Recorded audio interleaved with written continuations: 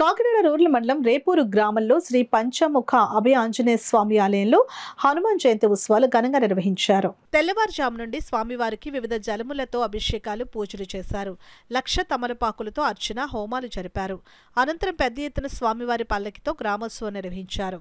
ఈ కార్యక్రమంలో పెద్ద ఎత్తున భక్తులు, ఆలయ కమిటీ సభ్యులు తదితరులు పాల్గొన్నారు.